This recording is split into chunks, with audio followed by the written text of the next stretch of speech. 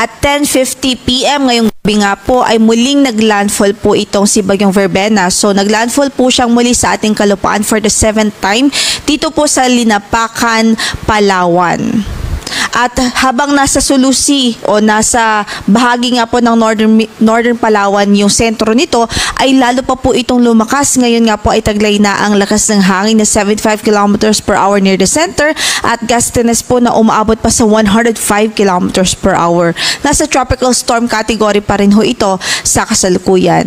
At ang kanyang movement northwestward ho sa bilis na 15 kilometers per hour. Based sa latest track po natin ngayong 11 PM bulletin, makikita nga po natin that after making landfall dito sa northern portion ng Palawan ay northwestward pa rin ang kanyang movement at inaasahan natin na bukas maaari po na nasa hilagang bahagi na po ito ng Kalayaan Islands. And by Thursday, based po sa track ay lalabas na po ito ng ating area of responsibility.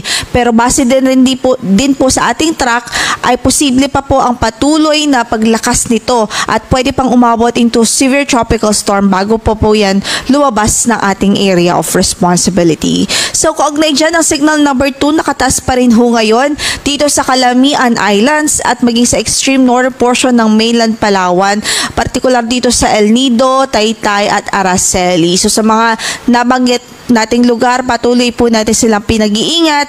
Doble ingat po dahil crucial pa rin ito sa ating mga kababayan doon since nandun pa rin ang bagyo at nananalasa pa rin doon sa malaking bahagi ng Palawan. Gayon din, signal number 1 sa Occidental Mindoro, Oriental Mindoro, southern portion ng Romblon, northern and central portions ng Palawan kasama na ang Cuyo at Cagayancillo Islands sa Antique at maging sa northwestern portion ng Aklan. Itong mga lugar na ito, yung natitirang bahagi ng northern portion ng Palawan, dito sa natitirang bahagi pa halos ng Mimaropa at sa ilang bahagi ng Western Visayas ay inaasahan pa rin natin ang 39 to 61 kilometers per hour na lakas ng hangin o gust ng hangin dahil nga po sa bagyong si Verbena. So minimal to minor threat to life and property pa rin ang posibleng maging impact nitong bagyo dito po sa mga na-mention po nating lugar.